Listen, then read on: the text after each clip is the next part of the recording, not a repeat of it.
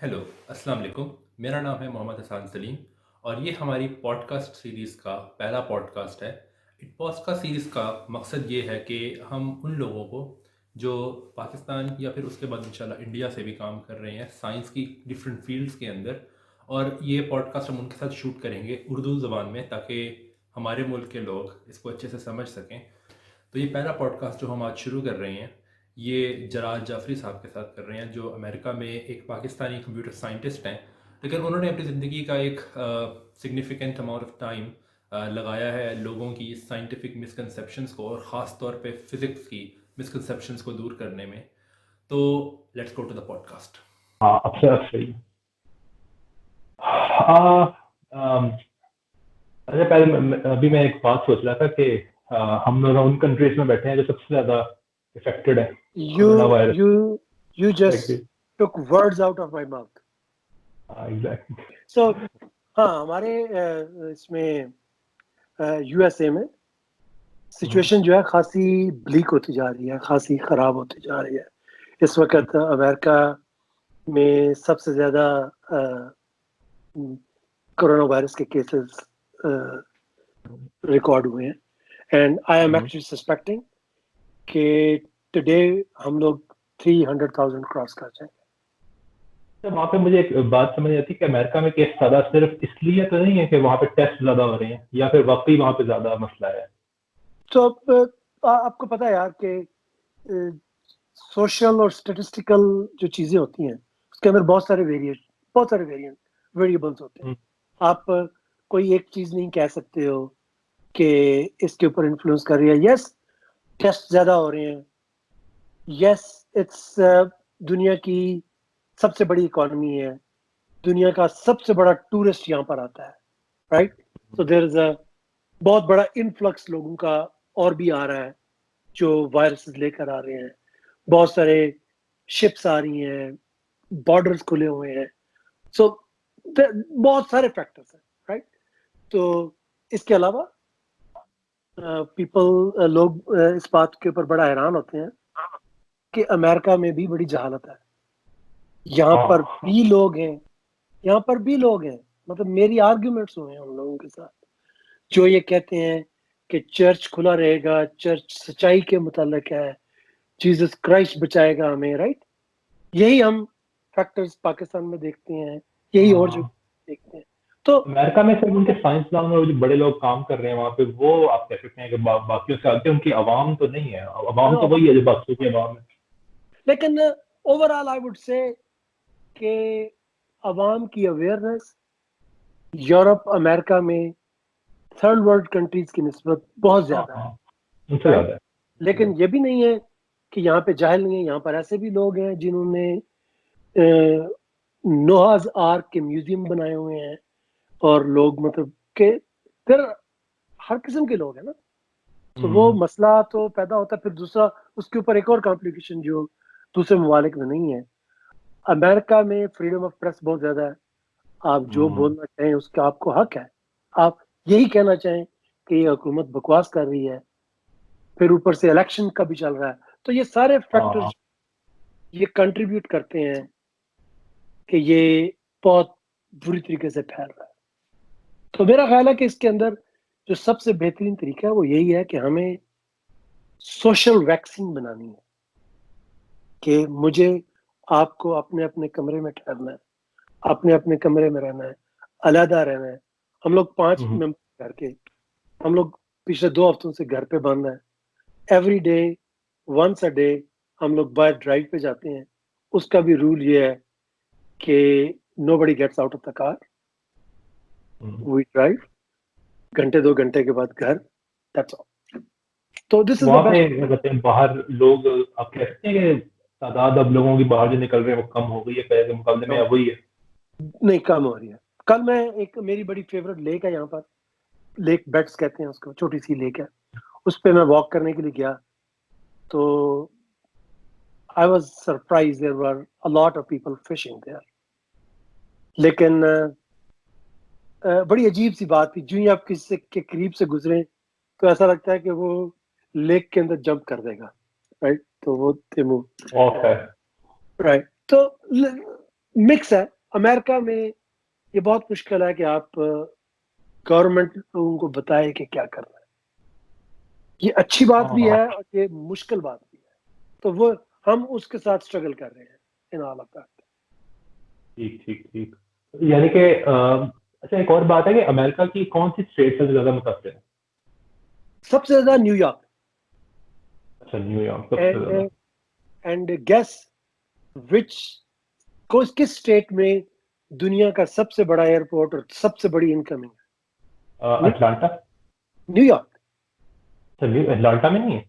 Atlanta में भी है, लेकिन न्यूयॉर्क में इंटरनेशनल ट्रैफिक सबसे ज्यादा आती अच्छा अच्छा, ठीक। है। देखिए ना, आप न्यूयॉर्क का एक खूबसूरती है, अगर आप कभी आओगे ना तो आई विल शो यू। दुनिया का हर कुजीन आपको न्यूयॉर्क में मिल जाता है। हाँ, ये तो मैंने बात वहां सही होनी पर चाहिए। मैंने वहां पर इथियोपियन खाने भी खाए हुए हैं, युगांडा के भी खाने, पापुआ न्यू गिनी का भी खाना खाया हुआ है।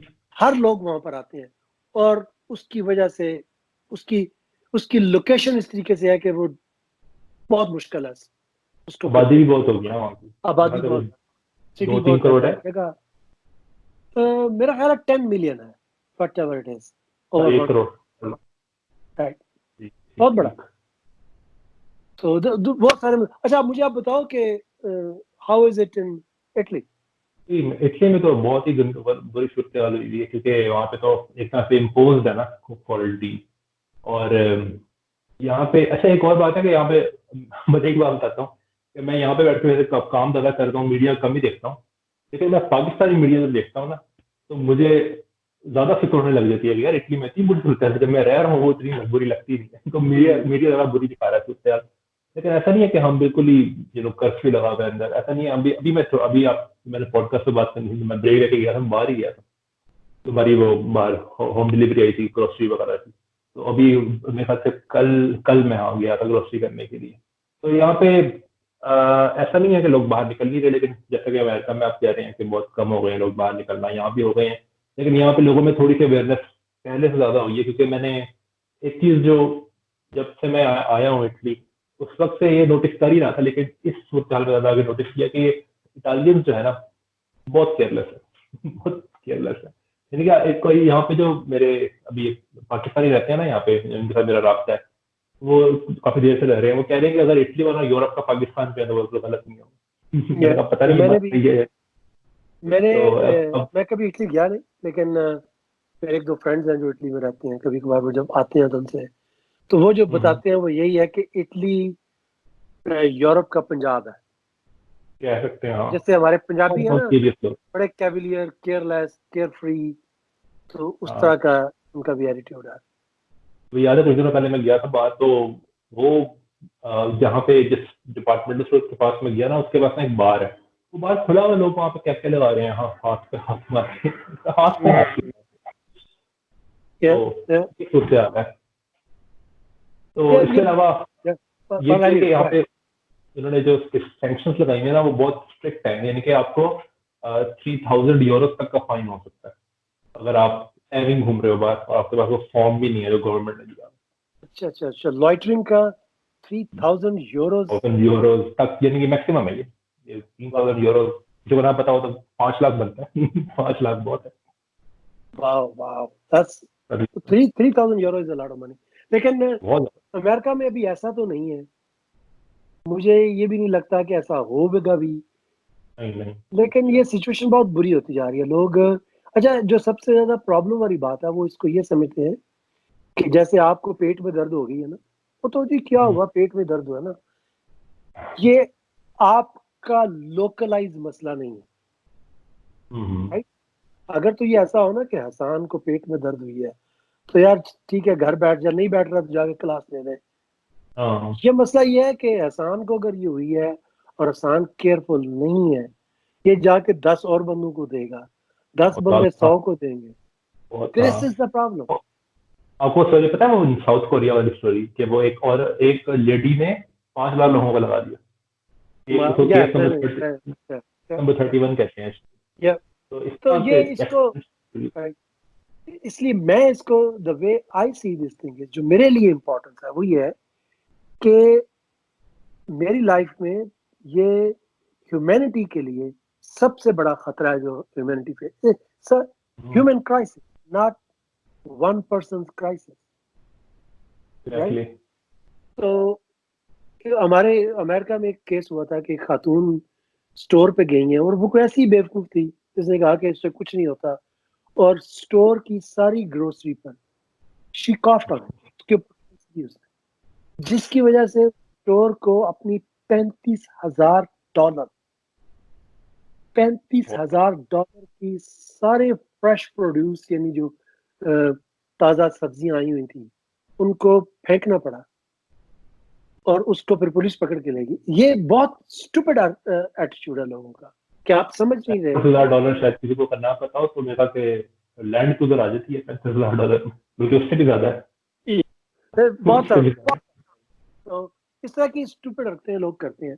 अच्छा, आप बताओ कि आप आईसीटी पे हो, आईसीटीपी, तो वहां पे कब माहौल कैसा? वहाँ पे कुछ कोई होगा तो माहौल वहाँ पे कोई है ही नहीं अभी।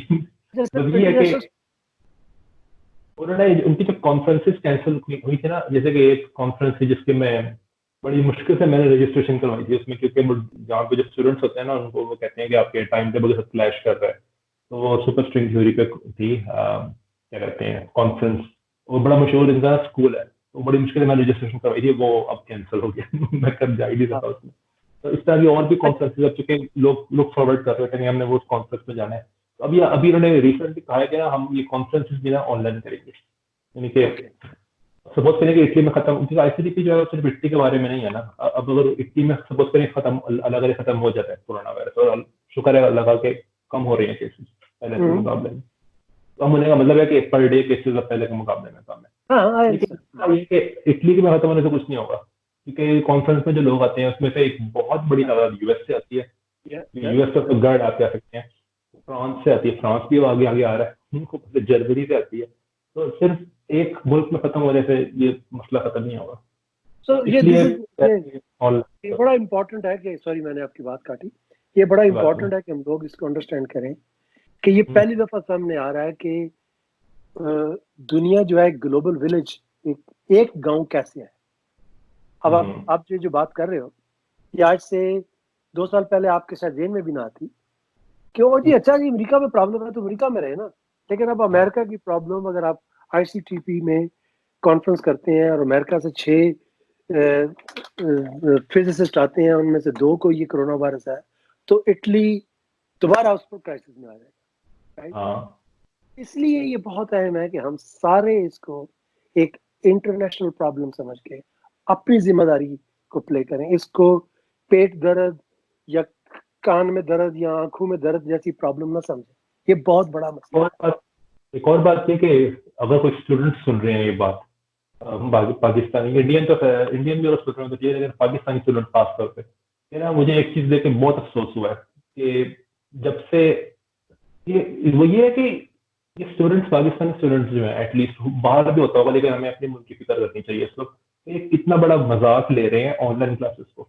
आपने देखे नहीं है वीडियोस के कैसे कैसे मजाक कर रहे हैं ऑनलाइन क्लासेस के अंदर, कभी किसी ने गाना चला दिया, नहीं देखा, देखना बिना अफसोस हो, मुझे समझ नहीं आती मैं हंसू या अफसोस करूँ इस पे। एक ऑनलाइन क्लास हो रही है, उसमें ना उन्होंने क्या किया जी, जूम पे जैसे की हो रही है, उसका ना एक होता है मीटिंग आईडी, वो आप किसी को दे दो ना तो कोई भी ज्वाइन कर सकता है उस मीटिंग को। तो अब क्या कर रहे हैं, जीसी यूनिवर्सिटी में हुआ ये, अभी मेरी सिस्टर सुपीरियर यूनिवर्सिटी में पढ़ती है, तो उसने भी शेयर किया कि आज वहां पे हुआ ये।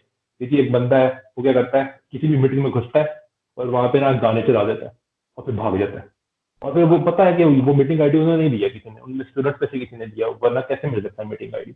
इसके बाद जी ऊपर से इस तरह के कोई वर्ड कमेंट कर देना, टीचर के ऊपर गाली दे देना, पता नहीं लगता किसी ने बोला, तो इस तरह बिल्कुल ही नॉन सीरियस लिया मैं। ये पता क्या, इसके ऊपर मुझे इकबाल का एक शेर है जो मुझे अभी ज़हन में नहीं आ रहा, लेकिन उसका मफहूम ये है कि ये बहुत सैड है कि कारवां यानी कैरावान लुट गया, राइट? मतलब एक कारवां जा रहा था कहीं सहरा में से और कजाक आए, डाकू आए, उन्होंने उसको लूट लिया, बड़ी बुरी बात है। लेकिन उससे बड़ी बुरी बात पता क्या है कि उस कारवां को ये एहसास नहीं रहा कि वो लुट चुका है। Exactly. This is the problem है कि यहाँ पर एहसास जिया नहीं है कि आप हम्म। कितना बड़ा नुकसान कर रहे हैं ये हरकत करके, कि आपको पता नहीं है। एक और बात के मैंने एक कॉन्ट्रास्ट भी देखा, ये सिर्फ ये बात नहीं है कि इस बात पर स्टूडेंट ऐसे कर रहे हैं।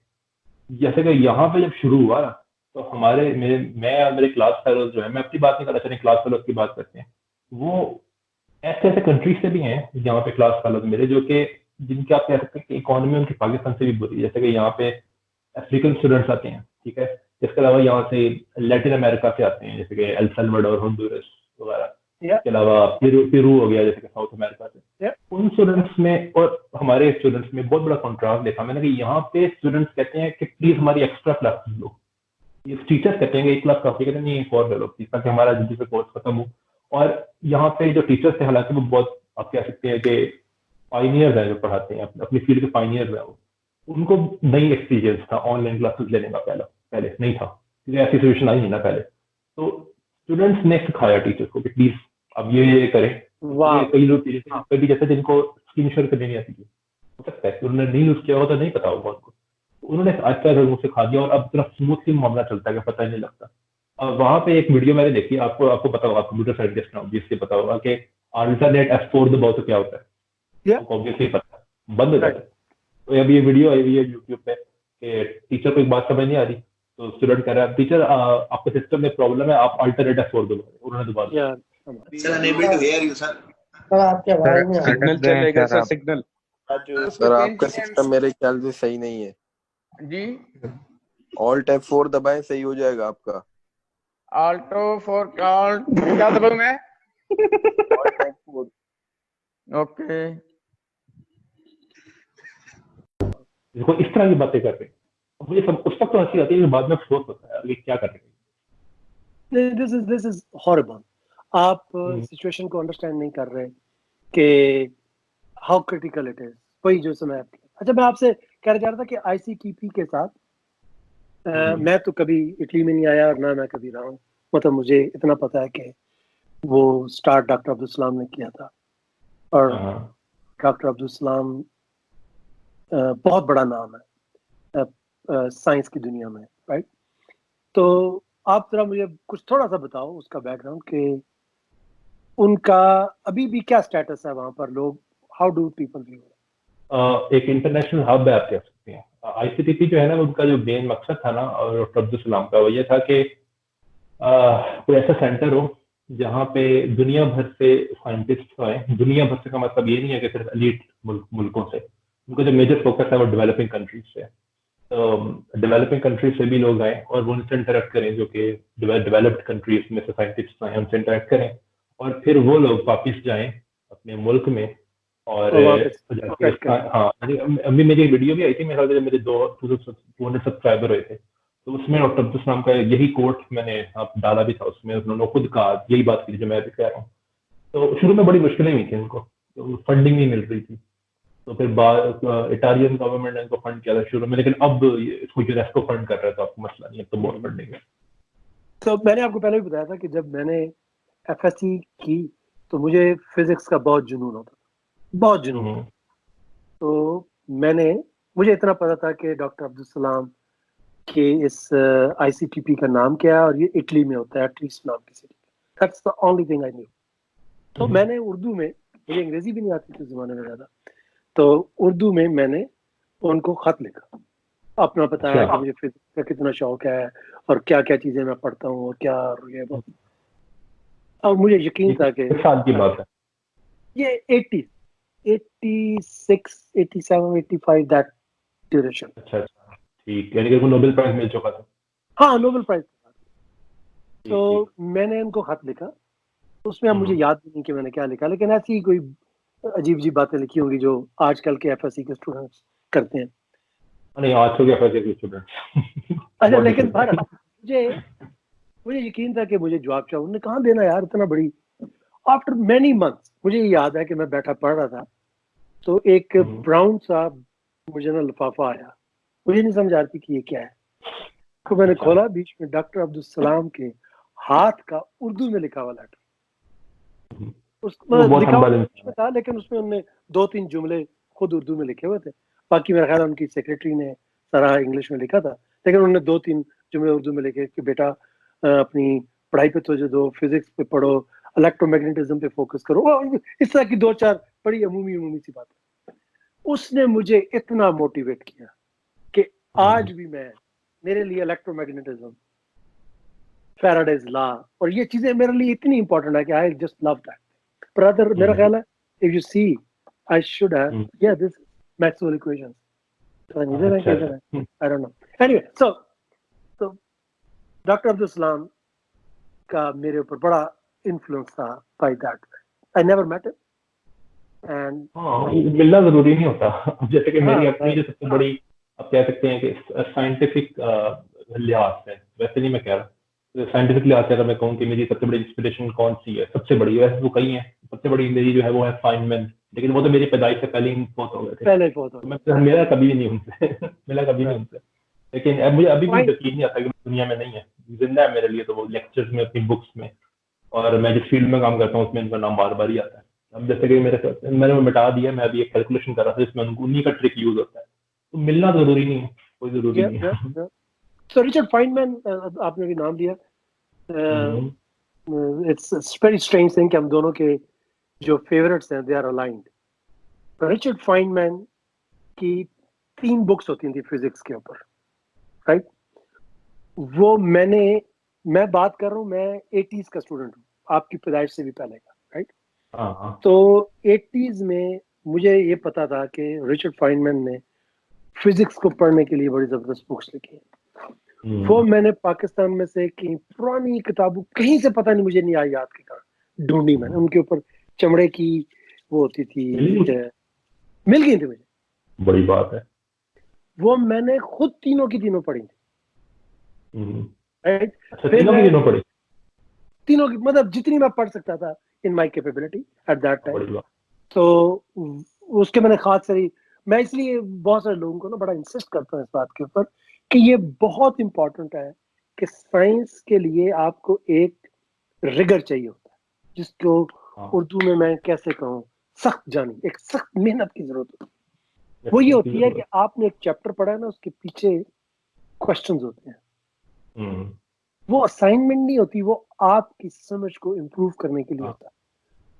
वो जब तक आप नहीं करेंगे, आप जरार का, हसान का आर्टिकल पढ़ के फिजिसिस्ट नहीं बन सकते, ना आप उसके ऊपर चीजें आप असल में उस मेहनत से गुजरना आपके लिए बहुत जरूरी है। ये मैं खुद बताता हूँ, मेरी अपनी गलतियों से मैंने जो सीखा है, क्योंकि शुरू में मैं ये, क्योंकि मुझे ना, मेरे पास ये गोल था कि यार ये इतनी सारी बुक्स पढ़नी है, और अगर कोई अभी फिजिक्स स्टूडेंट है या कोई भी साइंसेस का स्टूडेंट है, तो इसको ये वो गलती ना करना जो मैंने की। कि मैंने शुरू में ना कहा यार एक्सरसाइज नहीं तो कर ही लेंगे, बात अगला चैप्टर पढ़ो अगला चैप्टर पढ़ो, और एक्सरसाइजेज ना करने का उस वक्त नुकसान नहीं फील होता, बाद में आपको फील होता है, बाद में वो सब कुछ आपके दिमाग में नहीं टिकता, वो जाता रहता है आहिस्ता। और होता क्या है कि आपको वो रिकॉल करने के लिए बार बार वो पढ़ना पड़ता है, और फिर थोड़ी देर बाद ना आपको ना बुरा फील होना शुरू हो जाता है, क्यों बार बार पढ़ना है। तो एक ही बार ज्यादा मेहनत कर लो, एक्सरसाइजेस कर लो और करो। बल्कि एक ना जो फिजिक्स स्टूडेंट्स हैं उनको ना पता होगा, इतना बड़ी मशहूर बुक है क्वांटम मैकेनिक्स के ऊपर, जिसका नाम है modern quantum mechanics by J Sakurai.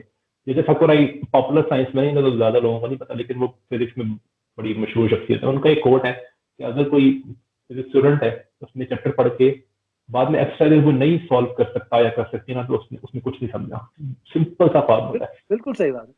अच्छा, दूसरी एक इम्पोर्टेंट बात इसी से रिलेटेड है, जो मैं आपके इस पॉडकास्ट के थ्रू चाहूंगा कि लोग इसको समझें, वो ये है कि YouTube, सोशल मीडिया के ऊपर बहुत जरूरी है। मतलब मैं लोगों को अक्सर कहता हूँ, लोग मेरी बात को मिसअंडरस्टैंड करते हैं। साइंस को YouTube से मत सीखें। उसका ये मतलब ये नहीं कि आप जाकर बड़े बड़े रिचर्ड फाइनमैन के लेक्चर्स ना सुने, जरूर सुने, लेकिन जो बुक पर आपको मेहनत करके, उसकी एक्सरसाइजेस करके जो आपका लेवल है, वो सिर्फ एक आधे घंटे की YouTube वीडियो देखकर आपको नहीं आएगा। उससे ये जरूर है कि आप उसको कॉम्प्लीमेंट करें। ये बहुत पॉसिबल है कि आपको एक चीज ज्यादा बेहतरीन समझ आएगी, वो YouTube वाला बहुत अच्छे तरीके से समझाए, वो आप जरूर करें। लेकिन जो एक मेहनत चाहिए होती है किताब को पढ़ने के लिए, किताब के, वो उसका बदल नहीं है कोई। There is no replacement.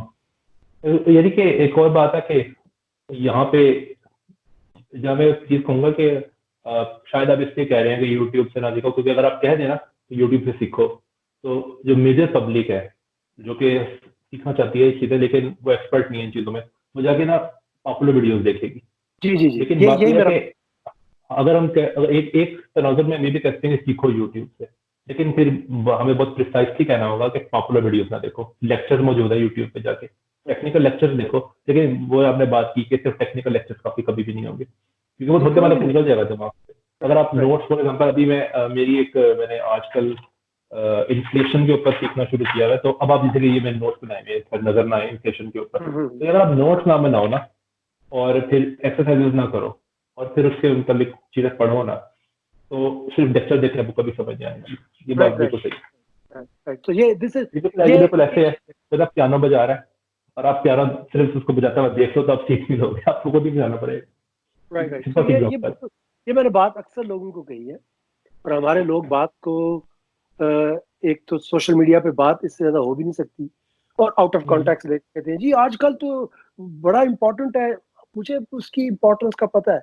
I am a computer scientist, मुझे पता है कि सोशल मीडिया की, फेसबुक की, इन चीजों की क्या इंपॉर्टेंस है। मैं इससे बिल्कुल इनकार नहीं करता हूँ। ये बिल्कुल ऐसी बात है कि मैं अक्सर लोगों को ना एक बात के बताता हूँ कि जैसे कंप्यूटर साइंस है, साइंस ही की एक किस्म है।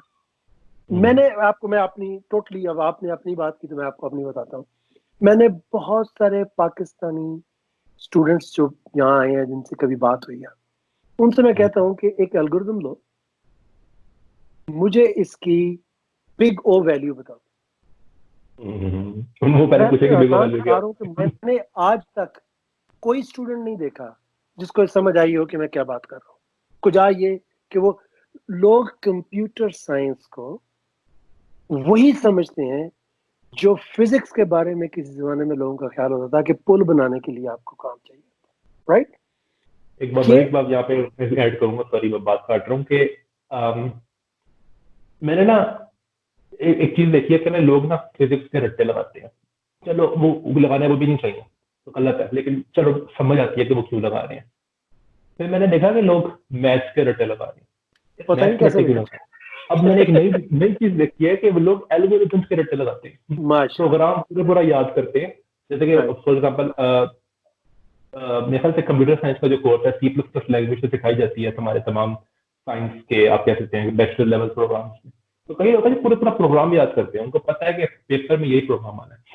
और मजे की बात बताता हूँ कि वो लोग, वो जो टीचर है ना, अगर मुझसे एक वेरिएबल चेंज कर दे ना, वेरिएबल भी चेंज ना, ये वेरिएबल भूल का जाते। नाम चेंज कर दे, तो वो राइट प्रोग्राम से मिस कर देंगे। Right. So these are the problem, right.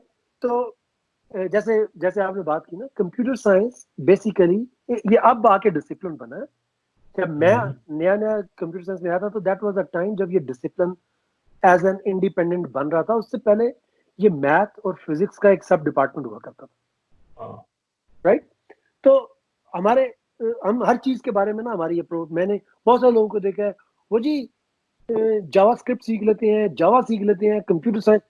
That's not computer science, right. Computer science, मैं आपको 100% बता सकता हूँ कि बहुत सारे लोगों को ये नहीं पता कि नॉम चॉम्स्की एक बहुत बड़े नाम है पॉलिटिक्स, उनने लिंग्विस्ट में बहुत बड़ा काम किया है। उनका लिंग्विस्ट पे सारा काम मैथमेटिकल वर्क है। वो मैं मैथमेटिकल वर्क अगर आपके साथ कभी शेयर करूं, आप तो खैर मैथ जानते हैं, मैं बात कर रहा हूँ मूवी, तो किसी को समझ भी नहीं आएगी कि ये कंप्यूटर साइंस की बात हो रही है, राइट। सो एनीवे, सो हम अपने टॉपिक की तरफ आते हैं जो जिसके लिए हमने बात करनी थी। ये टॉपिक भी बड़े जरूरी हैं जो हम बात कर रहे हैं अभी। इसमें एक और चीज मैं कहूंगा कि जब स्टीफन हॉकिंग की डेथ हुई थी ना, तो अभी आपने एक बात की कि लोगों को मैथ समझ नहीं आती, ये एक फियर भी है मैथ का लोगों के अंदर। तो कई लोग हैं जो कि जैसे कि मैं भी एक बात कर रहा था कि जब स्टीफन हॉकिंग की डेथ हुई ना, तो मैं एक टॉक में गया था, उसमें मेरे ख्याल से 14 मार्च को डेथ हुई थी ना 2018 में। तो मैं एक अटेंड कर रहा था कॉन्फ्रेंस 2018 के मार्च में ही, एंड में, जिसकी मैंने वीडियो भी अपलोड की थी अजगर कादिर के साथ। तो डॉक्टर अजगर कादिर का एक लेक्चर था जिसमें शुरू में उन्होंने ये बात बताई, कहते कि जब स्टीफन हॉकिंग की डेथ हुई ना, तो उनकी ना थीसिस जो है ना, PhD थीसिस, वो ना इंटरनेट पर डाली गई। और बहुत ही कॉस्मोलॉजी और ब्लैक होल्स और एस्ट्रोफिजिक्स के बारे में, जिसमें जनरल रिलेटिविटी यूज होती है, रिमानियन ज्योमेट्री, डिफरेंशियल ज्योमेट्री, गंदी मैथमेटिक्स, ठीक है। तो कहते हैं 1 लाख लोगों ने वो डाउनलोड की 1 लाख लोगों ने, और कहते हैं कि 10,000 लोग भी हैं जो उसका मैथ समझते हैं। तो ये उन्होंने कहा, डॉक्टर अजहर खादिर ने, बिल्कुल सही कह रहे थे, वो एक्सपीरियंस से कह रहे हैं। तो कहते हैं कि 1,000 लोग भी नहीं है जो वो थीसिस आदि भी समझते हैं। ये बात सही है। ये सिर्फ पॉपुलर कल्ट फिगर था ना हॉकिंग, तो सिर्फ इसलिए हॉकिंग की वो है थीसिस, तो डाउनलोड कर लो, लेकिन मैथ हर बंदे को नहीं समझ आती है, बात सही है। तो मैं लेकिन आपको एक और बात मैं करूँ, सॉरी, कि मैथ आम पब्लिक को ना समझ आए कोई मसला नहीं यार। आम पब्लिक को अगर बेसिक मैथ्स आती है अपने रोजमर्रा का हिसाब करने के लिए, कोई मसला नहीं, वो काफी है। लेकिन अगर फिजिक्स स्टूडेंट को मैथ ना आए और उसको मैथ से डर लगता हो ना, ये डरने की बात है। मतलब मैं आपको बताता हूँ, मैं एक बड़े जमाने से अपना रिलेटिविटी पे एक सीरीज लिख रहा हूँ मैथ की। मुझे कुछ लोगों ने उसके ऊपर कहा कि लिखो, तो मैं अभी तक मैंने उसके 3 लिखे हैं एपिसोड। तो अभी मैं सोच रहा हूँ 1-2 पे और पे काम कर रहा हूँ। उसके अंदर मैथ की इक्वेशंस होती हैं, और मैंने पूरा उसका बेस सेट डेवलप किया है कि एवरी चीज, हर चीज का मतलब क्या है। लोग, मैं उसका वो पता लग जाता है कि किसी ने पढ़ा नहीं, कि मैंने अभी लोड किया है 2 मिनट पहले, तो चौथे मिनट में लेकिन बड़ा जबरदस्त आर्टिकल लिखा है साहब। ओ भाई thank you, but my purpose is कि तुम इसको पढ़ो। हाँ, और याद नहीं है मेरी वीडियो, मैंने वीडियो अपलोड की थी 2 पार्ट्स में। हाँ, वो तो दूसरे 1 मिनट बाद लाइक आ गया था, वेरी गुड वर्क। मैंने यार देखो क्या है यार। ये हमारी अप्रोच है जनरली चीजों के बारे में। हमें ये, मैं इसको कहता हूँ, मैं ना, आप कभी हमारी बात नहीं हुई, मैं स्पोर्ट्स का बड़ा पैशनेट फॉलोअर हूँ, राइट। क्रिकेट, सुपर बॉल का तो मुझे पता है। हाँ, वो तो क्रिकेट मैंने खुद खेली है, राइट।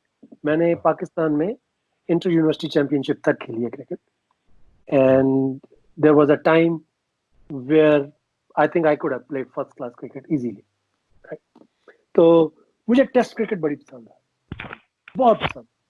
मैं इसको ये कहता हूँ कि ये हमारी कौम की T20 अप्रोच है, कि हर चीज को इतना सिंपल कर दो, सादा कर दो, इजी कर दो, कि जी वाजी वाजी वाजी वाजी, मजा आ गया, and let's move on to something. असल लाइफ में चीजें ऐसे नहीं होती। आपने 2 मिनट की यूट्यूब वीडियो देखकर आप कोरोना वायरस तो समझ आ गया, 2 मिनट की वीडियो देख के कोरोना वायरस की वैक्सीन नहीं बनेगी। उसके लिए दुनिया के टॉप साइंटिस्ट इस वक्त दिन रात कोशिश में लगे हुए हैं कि किस तरीके से वैक्सीन बने, फिर उसके टेस्ट हो, फिर उसकी प्रोडक्शन हो। इसलिए जो ही मुझे कोई बताता है ना, वो जी पाकिस्तान में वैक्सीन बन गई है, वो जी मुझे पता है कि साइंस ऐसे काम नहीं करती, इसलिए I don't believe in that, right. या हमारे टॉपिक की तरफ आ रहे हैं भाई। हमारा टॉपिक यही है। यानी कि एक और बात बड़ी मजे की, कि आपको शायद पता, एक और वीडियो आई थी बड़ी मशहूर, पता नहीं मशहूर है या नहीं, लेकिन मैंने एटलीस्ट देखी है, तो वायरल तो होगी वो, क्योंकि मैं वैसे ऐसी चीजों को फॉलो नहीं करता, तो कहीं से मुझे पहुंची है तो वो वायरल हुई है। ये कोरोना वायरस जो है, ये इसको कोविड-19 कहते हैं, क्योंकि ये एक तरीके का वायरस है, एक बड़ी क्लास में से। तो कोरोना वायरस कोई एक नहीं है। जैसे कि एक बड़ा मशहूर चैनल है जो फिजिक्स को देखते हैं, तो शायद उनके चैनल का पता हो, मिनट फिजिक्स के नाम से, वो ना एनिमेशन, पता है ना? हाँ, तो उसने 5 साल पहले वीडियो बनाई थी कि why bats cause corona virus. अगर ये अभी आया तो उनको कैसे पता? ये 1960 से शुरू हुआ है। तो अब एक बंदा जी अपने कराची में बैठा हुआ है, और उसने क्या बोला, डेटॉल की शीशी पकड़ी है, और उसके पीछे ना लिखा हुआ है कि this is useful for corona virus. और वो कहता है कि ये जो था, ये शीशी मैंने खरीदी थी दिसंबर में, और उनको कैसे पता दिसंबर में कोरोना वायरस आने वाला है? तो इतना पुराना वायरस है। कहता है इसका मतलब है कि डेटॉल ने शुरू कराया कोरोना वायरस। तो ये जहालत है ना, ये इस तरह की चीजें कोई एक नहीं है। मैं आप उस पर आर्ग्यूमेंट नहीं करता हूँ। उसकी वजह यह है कि जैसे कल परसों हमारे साइंस की दुनिया में एक आर्टिकल आया होता, मून पे landing is fake, right. Moon landing is fake, okay. उसके बाद वो फ्लैट अर्थ पे आ जाती हैं। फ्लैट अर्थ का फिर लॉजिकल उसका कंसिक्वेंस है कि ग्रेविटी नहीं है, बिकॉज ग्रेविटी आपको एक्सप्लेन करती है कि अर्थ इतना बड़ा मास है, तो वो अपने प्रेशर के अंदर, अपनी फोर्स के अंदर वो स्फेरिकल बन जाएगा, राइट। तो उसको डिनाई करने के लिए वो ग्रेविटी, तो मेरा मैं यहाँ पे बात ऐड करूँ एक छोटी, सॉरी, तो ये कि अगर कोई फिजिक्स स्टूडेंट देख रहा है ना ये वीडियो, उसको मैं ना एक इनविटेशन दूंगा कि अपना एक रेक्टेंगुलर मैथ लो, ठीक है, और ना ये कैलकुलेट करो कि अगर रेक्टेंगल पे सेंटर के अलावा किसी भी पॉइंट पे कोई मैथ पड़ा हो, तो क्या वो मैथ वहां रह सकता है? वो मैथ नहीं रह सकता वहां पे, वो सेंटर में आ जाएगा। तो अगर अर्थ फ्लैट है तो सब लोग सेंटर में आ जाएंगे, तो नहीं हो सकती फ्लैट। अच्छा, और इसमें तकलीफ की बात यह है कि आज से 3000 साल पहले एरिस्टोटल और प्लेटो ने फिलोसॉफिकल आर्गुमेंट यूज करके ये इस्टेब्लिश किया था कि earth can not be anything but a spherical. हाँ, वही आर्गुमेंट ग्रेविटी पे भी बैठता है, बिकॉज उनका था कि नेचुरल टेंडेंसी है कि टुवर्ड्स द सेंटर जाएगी। जब नेचुरल टेंडेंसी है टुवर्ड्स द सेंटर जाएगी तो वो स्फेरिकल बनेगी। उसके पूरा एक फिलोसॉफिकल आर्गुमेंट। अगर आप ग्रेविटी का देखें तो ग्रेविटी का भी आर्गुमेंट यही है कि वो हर जो फोर्स है, न्यूटोनियन ग्रेविटी की मैं बात कर रहा हूं, वो सेंटर की तरफ पुल करती है, तो it becomes eventually a spherical. लेकिन पर जो मैं बात ये कर रहा हूँ कि अगर हम फ्लैट अर्थ की बात को माने, चलो मैं मान लेता हूँ एक सेकंड, क्या प्रॉब्लम सॉल्व कर रहे हैं, राइट? ग्रेविटी से तो मैं अर्थ का स्फेरिकल होना, अर्थ का ऑर्बिट, मून का ऑर्बिट, यू नो, प्लैनेट्स की रेवोल्यूशन, मतलब नए प्लैनेट्स डिस्कवर करता हूँ, all of those. What are you going to give it to me? I can give. मैं ऐसे लोगों को ना, जो इस वक्त ये वीडियो देख रहा है, उनसे मैं एक क्वेश्चन पूछता हूँ। 1 मीटर लंबा धागा लो, उसके साथ कोई वेट बांध दो, उसको एक डिस्टेंस पे लेकर जाओ, राइट, छोड़ दो। इसकी इक्वेशन बनती है, आप मुझे बताना टाइम पीरियड की, 2 pi under root L over G या 2 पाई। हाँ, ठीक है, ये टाइम पीरियड है, L over G under root है, राइट। और ये नहीं मुझे पता कि 2 पाई नोमिनेटर में या डिनोमिनेटर में, पर जहां भी नहीं, 2 पाई आपने सही कहा, आपने 2 pi under root L over. ये मैं ग्रेविटेशनल लॉज यूज करके निकाल के आपको दिखा देता हूँ, राइट।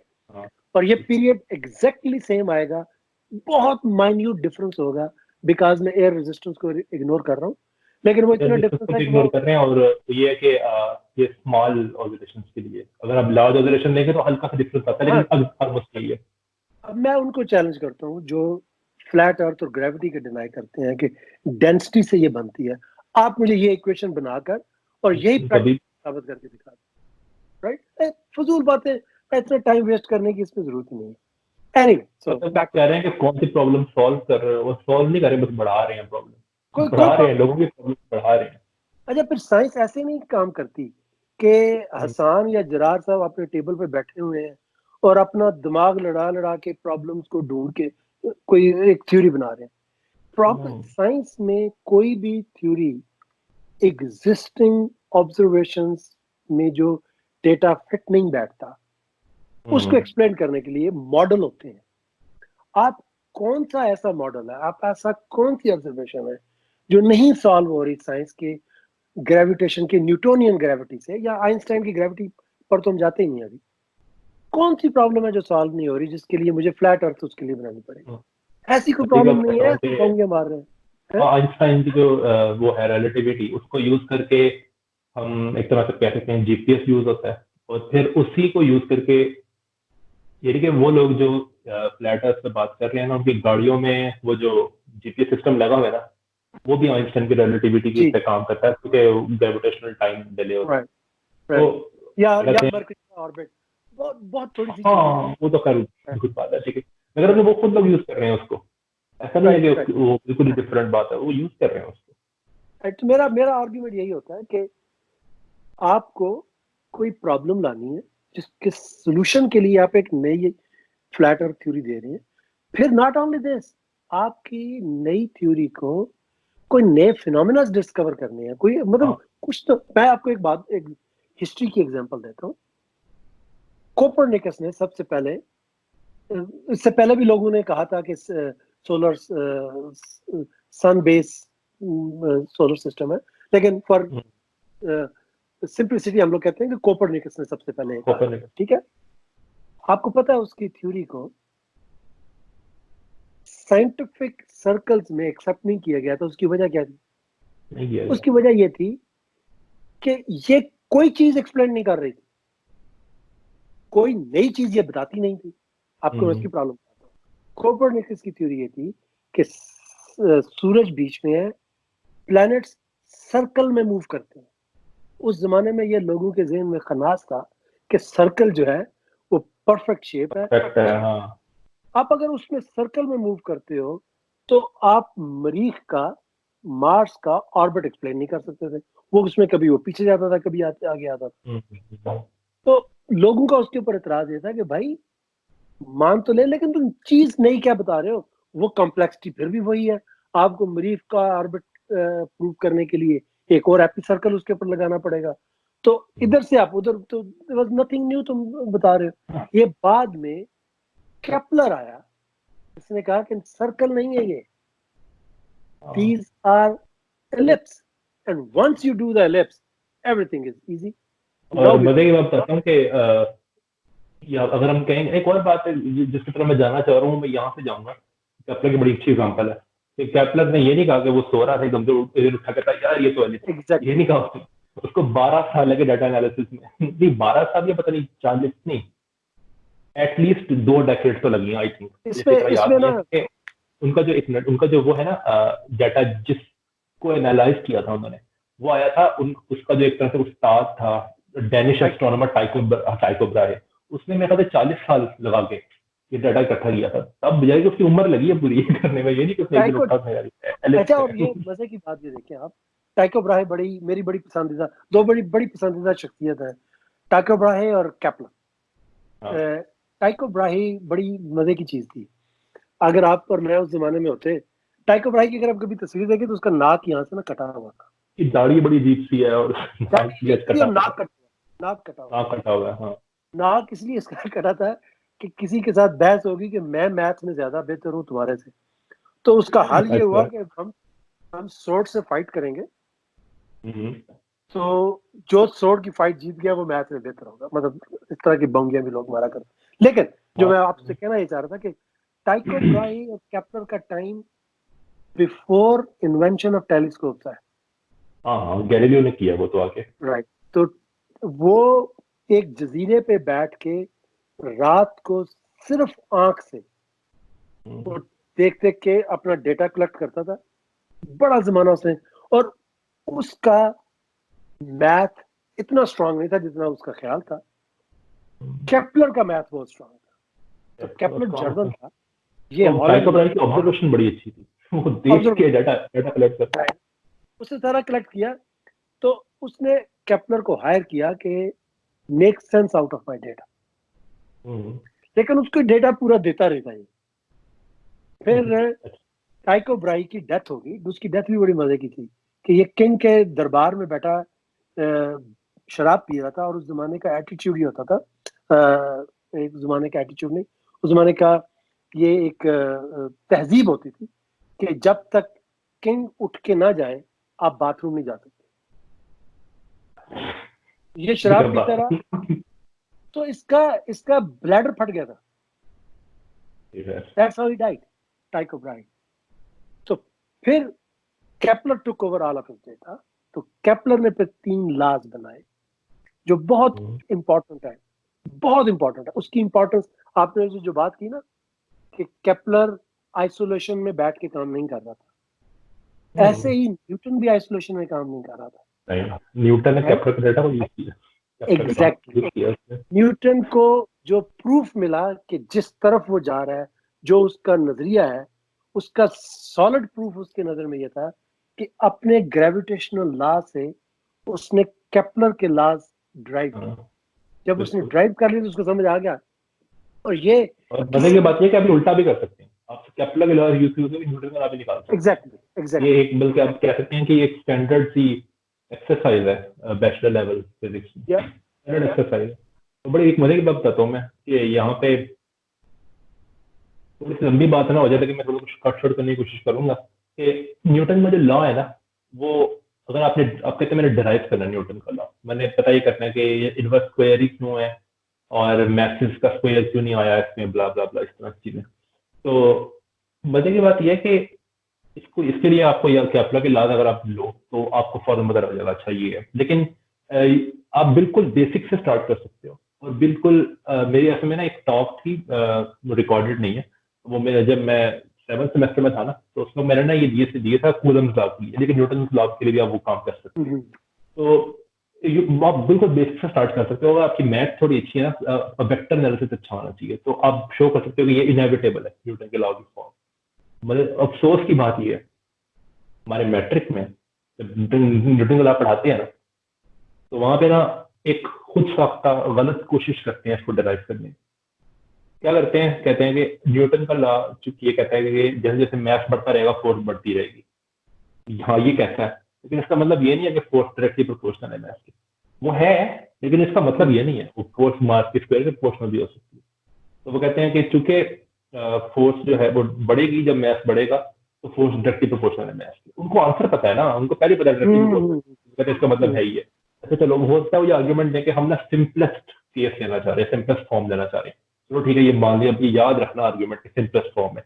लेकिन जब वो कहते हैं कि डिस्टेंस के बढ़ने से फोर्स डिक्रीज होगी, कम होती है, तो उसमें आप सिंपल एक दूसरे को केयर डाल देते हैं। उनको पता है ना आंसर, तो उनको चाहिए ये डेरिवेशन दे ही ना भाई, ताकि लोगों के ध्यान में, कई मैट्रिक स्टूडेंट्स के ध्यान में ये है कि ये डेरिवेशन है न्यूटन के लॉ की। और मजे की बात यह है कि जब मैं पढ़ाता था, फिजिक्स में पढ़ाई है थोड़ी सी देर मैंने 10th क्लास को, वो कहता है कि इतना सा काम करने पे न्यूटन को इतना बड़ा समझा जाता है। मैंने कहा यार ये नहीं किया था। यही तो बात है, गलत। Right.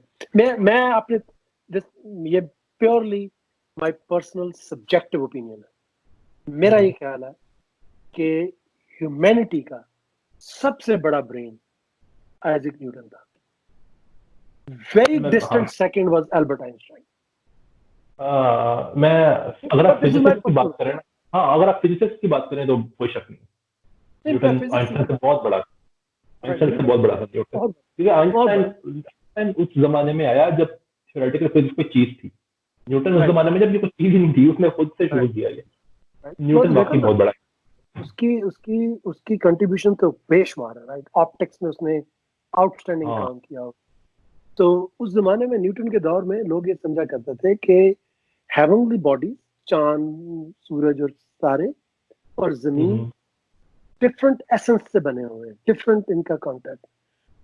Newton was the first one to say कि no no no no no, कि जो मैंने ग्रेविटी का लॉ डिस्कवर किया है ना, इट इज यूनिवर्सल।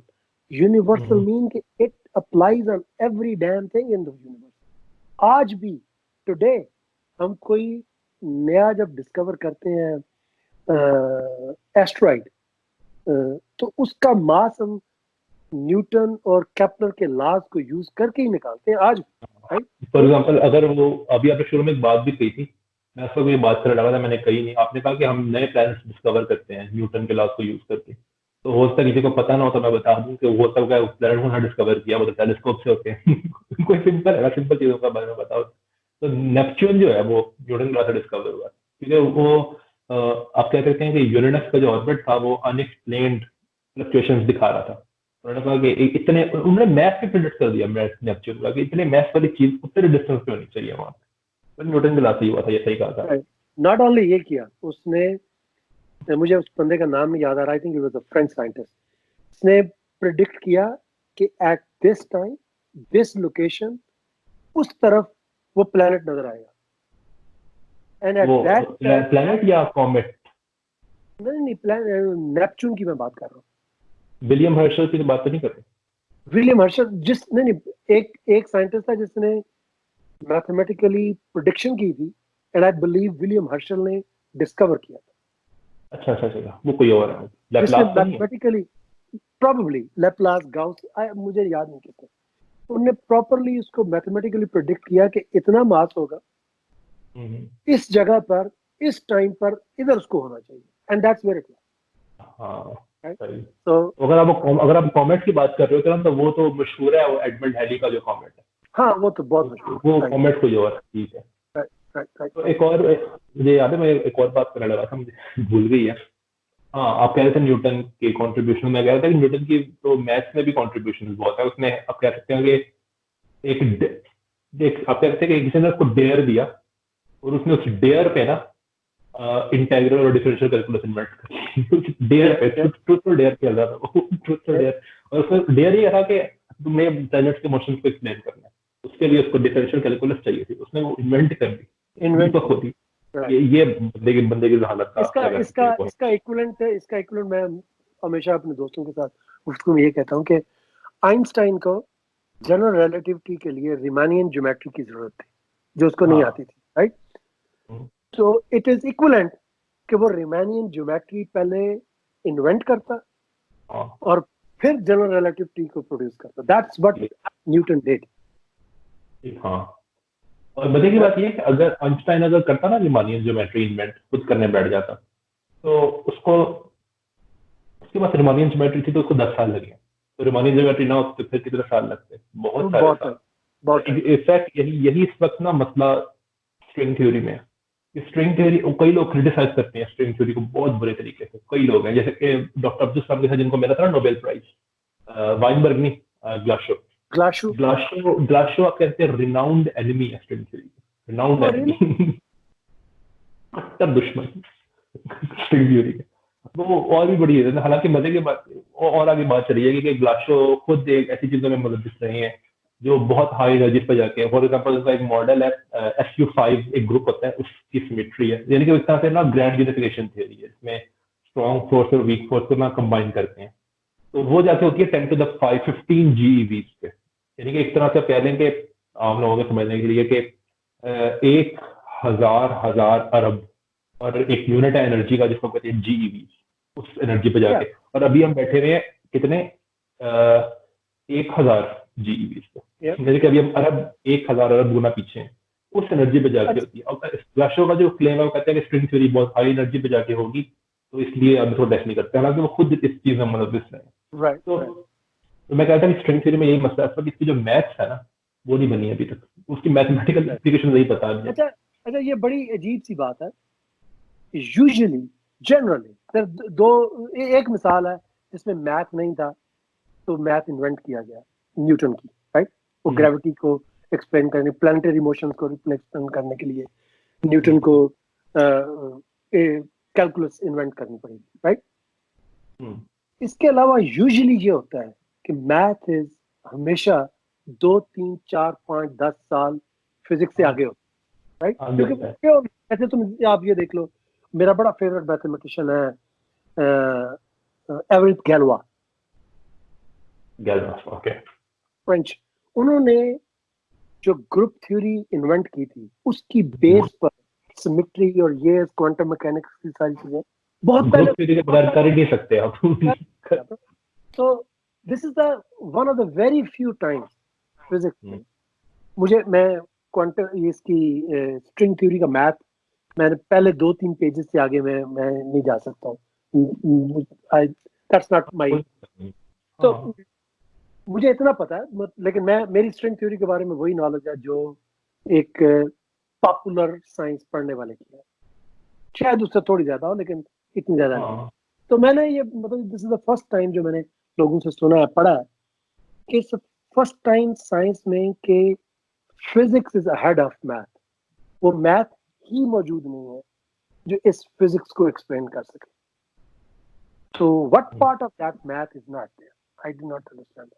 ये बड़ा अच्छा क्वेश्चन है वैसे कि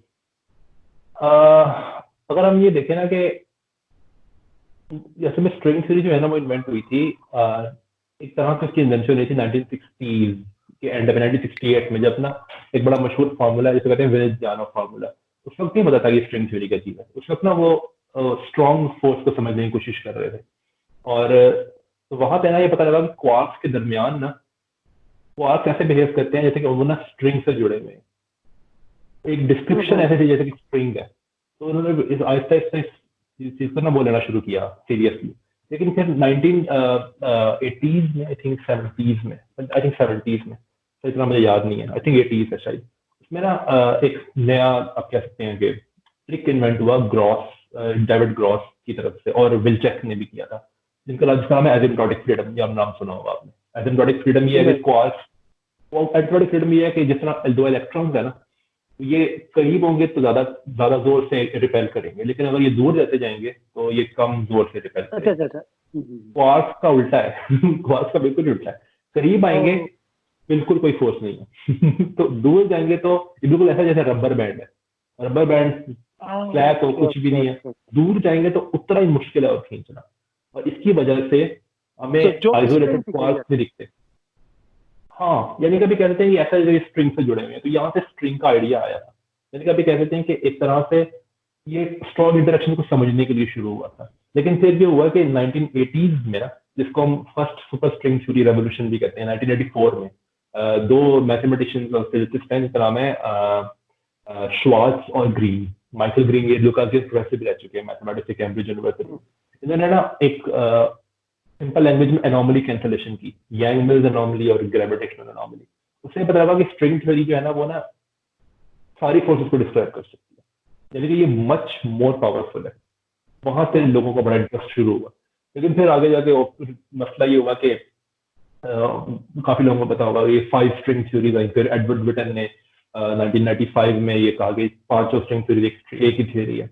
अब मसला ये है कि इस वक्त जो मसला है ना, वो ये है कि हमें ये नहीं पता कि 11 डायमेंशनल स्पेस टाइम है एम थ्योरी का, 11 डायमेंशनल स्पेस टाइम, उसको ना हमने कॉम्पैक्टिफाई करना है। ये बिल्कुल ऐसे है जैसे कि एक सिलेंडर लूं मैं, मेरे पास ना वो पिल्लो नेक नहीं पड़ा हुआ ना, मैं दिखाता हूँ। एक सिलेंडर लूं मैं, ठीक है, बल्कि सिलेंडर भी छोड़ो, हाँ चलो सिलेंडर लूं मैं, तो इसको मैं उसके से ना वो मोड़ दूं, जोड़ दूं, जो उसके एंड्स हैं ऐसे, तो वो टॉरस बन जाता है। ये एग्जांपल है कॉम्पैक्टिफिकेशन। हमें ये नहीं पता कि 11 डायमेंशनल स्पेस टाइम को कॉम्पैक्टिफाई कैसे करना है, क्योंकि हमारी स्पेस टाइम तो 4 डायमेंशनल है ना। 11 डायमेंशनल स्पेस टाइम को कॉम्पैक्टिफाई कैसे करना है उसकी एक्स्ट्रा डायमेंशंस को, कि वो वही फिजिक्स में जो हमें दिखती है। ये मसला है That's a challenge. Yeah. और हाँ, ये बहुत बड़ा मसला है। और यानी कि अभी कह सकते हैं कि, और इसके भी कुमरुन वेफा जो है वो एडवर्ड विटन के वो डॉक्टर और स्टूडेंट भी रह चुके हैं। वो इस वक्त लीडिंग फिगर्स में है स्ट्रिंग थ्योरी में। और इस वक्त जो आप शायद कई, अब आप स्ट्रिंग थ्योरी के पेपर देखेंगे तो आपको एक लफ्ज देखेगा बार बार, स्ट्रिंग लैंडस्केप। इसका मतलब है कि लैंडस्केप ये है कि सेट ऑफ ऑल पॉसिबल कॉम्पैक्टिफिकेशंस, और उनमें से हमने उन कॉम्पैक्टिफिकेशंस को एलिमिनेट करना है जो कह सकते हैं कि जिसमें ग्रेविटी नहीं एग्जिस्ट करती, एक तरह से जो स्ट्रिंग थ्योरी नहीं है, ये तो पता है। इसको हम कहते हैं स्वैम्प लैंड, ठीक है। इस प्रोग्राम का नाम है स्वैम्प लैंड प्रोग्राम। ये 2005 से चल रहा है। 15 साल हो गए, बहुत मुश्किल है। जब ने क्वार्ट्स की बात की तो उससे मुझे भी याद आया कि ये आजकल तो इसकी वजह से ये कोरोना वायरस का जो स्केयर चल रहा है, इसकी वजह से मैं उसके ऊपर लिख नहीं सका। अभी कुछ अर्सा पहले, रिसेंटली, लाइक अ वीक और 2 वीक पहले एक पेपर आया है। I will share that paper with you. Actually मैं चाह रहा था करना, लेकिन somehow I forgot. I'll try to do that some other time. उसमें उन्होंने ये एक्सपेक्ट किया है कि कुछ क्वार्क्स का ऐसा कोई कॉम्बिनेशन है कि जिससे एक पार्टिकल बनेगा जो बड़ा मासिव होगा, and it will not interact with light, electromagnetic waves, right? और पेंट क्वार्क की बात तो नहीं करते? Probably pentaquark, pentaquark में ये है कि 3 क्वार्क्स होते हैं, बल्कि मेरे ख्याल से 4 क्वार्क्स होती हैं। 1 मिनट रुपए, मैंने लिखा हुआ है, बल्कि अभी मैं कुछ दिनों पहले डिस्कस भी कर रहा था ये। आई थिंक 4 क्वार्क्स हैं और 1 एंटी क्वार्क है उसके अंदर।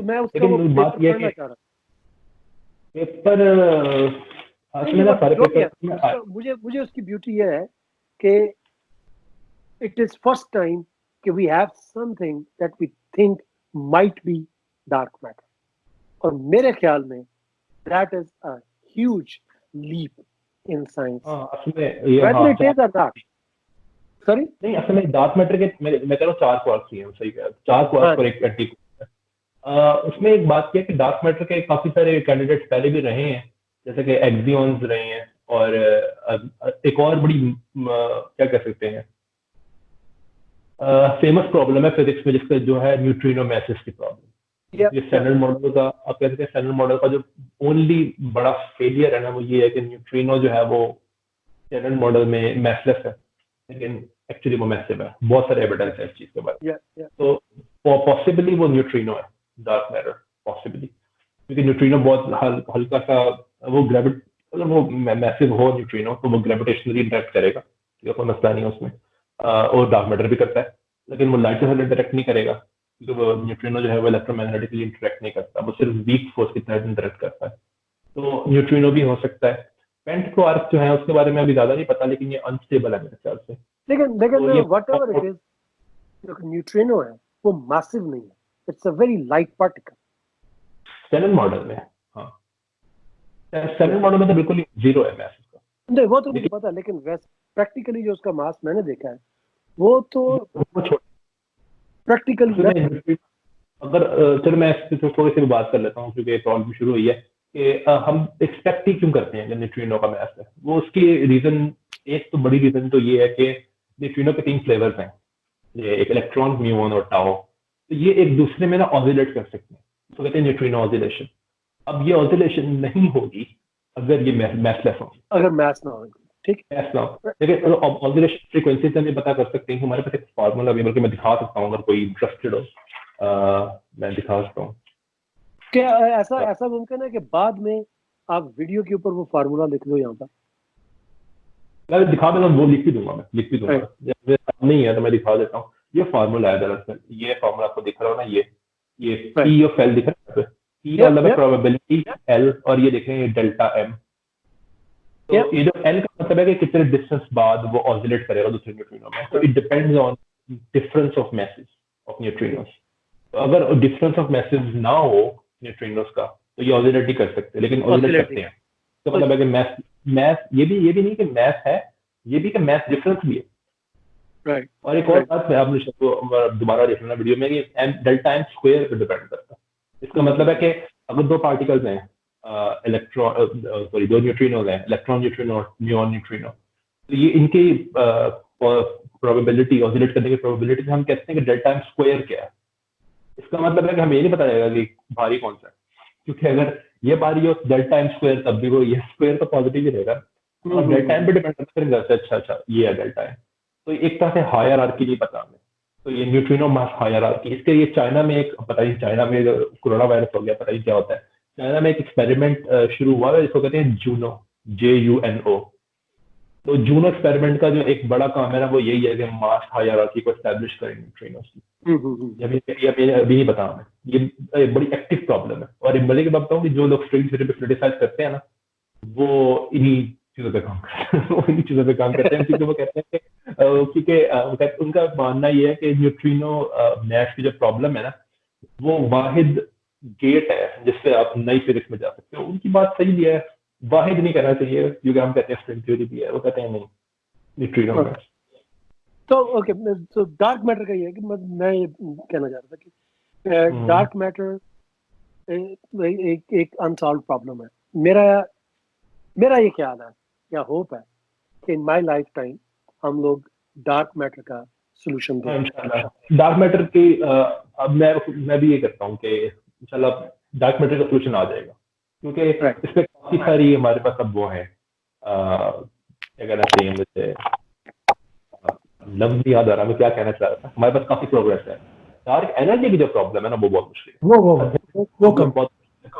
वो इसकी बात ये कि स्ट्रिंग थ्योरी में भी ऐसा मेरा मसला है, इसको कहते हैं कॉस्मोलॉजिकल कांस्टेंट प्रॉब्लम है।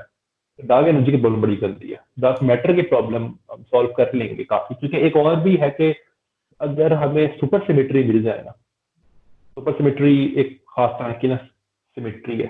अब वो सुपर सिमेट्री मिलने का मतलब ये है कि उसकी कुछ प्रेडिक्शंस है, अगर वो LHC या किसी भी पार्टिकल एक्सेलरेटर में हमें मिल जाए, तो आप कह सकते हैं कि एक तरह से ऑटोमेटिकली, एक तरह से बिल्कुल सही नहीं, क्योंकि अगर कोई एक्सपर्ट देख रहा हो ना ये तो कहेगा नहीं ये बात सब गलत है। मैं कह रहा हूँ एक तरह से डार्क मैटर की एनर्जी, डार्क मैटर की जो वो है ना प्रॉब्लम गई। और मैं एक बात बताता हूँ, सुपर सिमेट्री के प्रॉब्लम के बारे में कई लोग ये कहते हैं कि सुपर सिमेट्री का मिलना is a bigger discovery as compared to finding life on Mars. Super symmetry अगर ठीक है तो स्ट्रिंग थ्योरी भी ठीक है। स्ट्रिंग थ्योरी ठीक है तो उसका मतलब है कि सारी फोर्सेस की हमारे पास थ्योरी है। मैं आजकल उसके ऊपर एक बुक पढ़ रहा हूँ, मैं I'll शो करूंगा अभी आपको। आजकल एक बुक पढ़ रहा हूँ, उसका नाम है द यूनिवर्स। तो इसके अंदर बहुत सारे साइंटिस्ट के आर्टिकल्स हैं। जॉन ब्रॉकमैन ने इसको सेलेक्ट किया, एडिट किया। तो आर्टिकल्स हैं, एलन गुथ का आर्टिकल है, आंड्रे लिंड का आर्टिकल है, फ्रैंक विल्चेक, एलन गुथ को किसका, विल्चेक का? हाँ विल्चेक का आर्टिकल है। विल्चेक वही है जो एसिम्प्टोटिक फ्रीडम का आर्टिकल्स हैं इसमें, एंड ब्रायन ग्रीन। सो ये बुक है। अच्छा ये आर्टिकल कंपाइल किए हैं किसी ने? कंपाइल ठीक किए। है, वो पहले ठीक था। अच्छा पहले ठीक। हाँ ये ठीक था, ठीक था, अब तो ठीक है।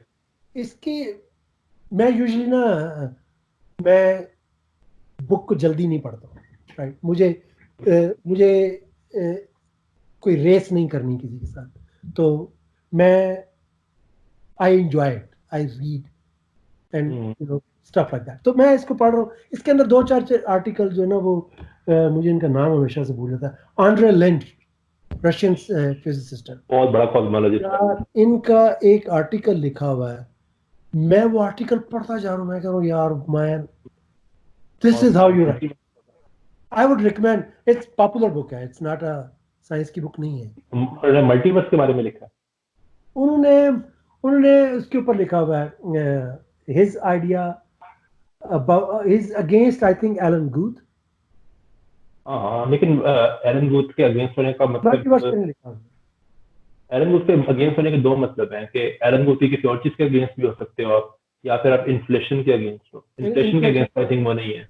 पर उनका आर्टिकल बहुत जबरदस्त है। मुझे अब ये याद एग्जैक्टली नहीं कि उसका मेन कंटेंट क्या है। बहुत अच्छा आर्टिकल है।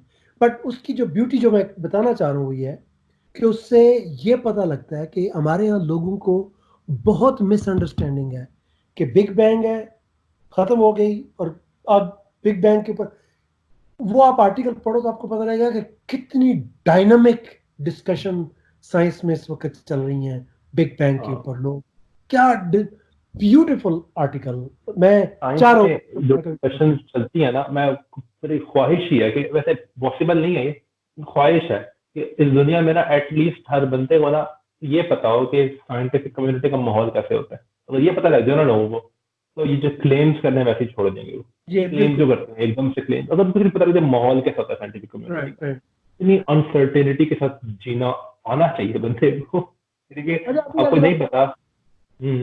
आजकल में ना कदीर साहब ने एक बहुत खूबसूरत आर्टिकल ट्रांसलेट किया साइकोलॉजी पे, कि जिसमें वो ये बात है कि जितना बंदे को कम पता होता है उतना ज्यादा वो सर्टन होता है। हनिंग क्रूगर इफेक्ट।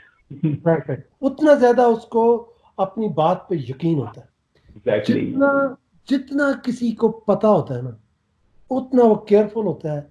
और मतलब आप ये देख लो कि साइंटिस्ट जब भी कोई बात करेगा ना, और चाहिए प्रॉब्लम होती है हमारे लोग उस बात को लेकर ये समझते हैं कि जी इनको तो खुद ही यकीन नहीं है। वो ये कहेगा कि हाँ हो सकता है कि प्रोबेबिलिटी चांद के ऊपर लाइफ की हो सकती है, राइट। वो यही कहेगा कि वो 0.00000001%, that is as good as saying कि देयर इज नो पॉसिबिलिटी। तो लेकिन लोगों को ना करना आना चाहिए कि ना डिफरेंशिएट करना आना चाहिए एस्टेब्लिश्ड साइंस में और फ्रंटियर का साइंस है।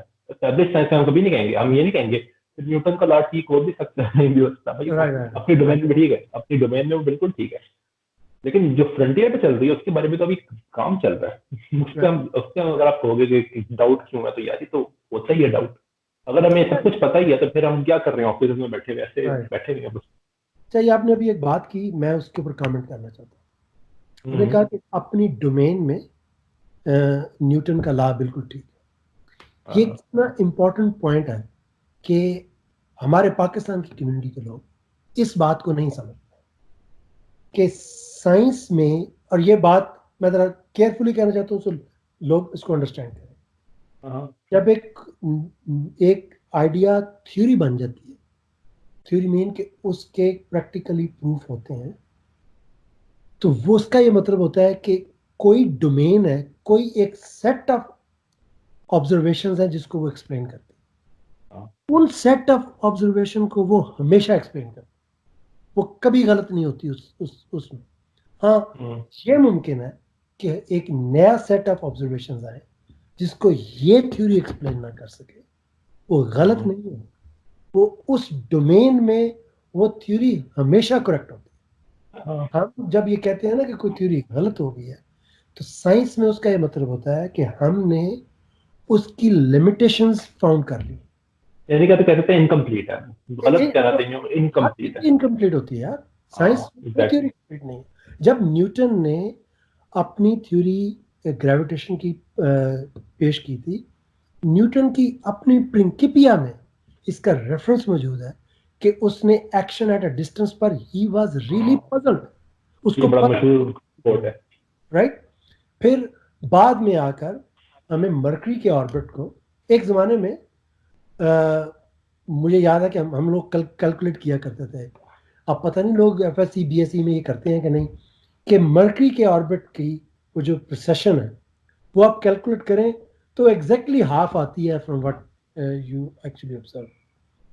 तो ये भी एक प्रॉब्लम थी जो कभी न्यूटन के बाद में humanity came up with a new theory of gravity जिसको हम आइंस्टाइन की थ्योरी कहते हैं। वो उस डोमेन में जिसमें न्यूटन की थ्योरी चलती है, अगर आप वो चीजें उसमें लगाएं तो वो बिल्कुल रिड्यूस हो जाती है टू न्यूटन्स ग्रेविटी।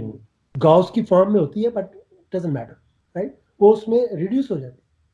इसलिए जब भी कोई नई थ्योरी आती है जिसको हम आम फहम में कहते हैं कि उसने पिछली थ्योरी को करेक्ट किया, तो उन लिमिटेशंस में उस थ्योरी का पिछली थ्योरी में रिजॉल्व हो जाना बहुत जरूरी होता है, वरना वो थ्योरी बहुत जरूरी है। इसको बल्कि प्रिंसिपल ऑफ कॉरेस्पॉन्डेंस भी कहते हैं मेरे ख्याल से, इसका एक नाम है पूरे लोग। मुझे नाम नहीं याद आ रहा, लेकिन उसके लिए वो बहुत, जैसे आप आइंस्टाइन की थ्योरी ले लें, आइंस्टाइन की थ्योरी जो स्पेशल रिलेटिविटी है वो लॉरेंस ट्रांसफॉर्मेशन के ऊपर बेस्ड है, राइट।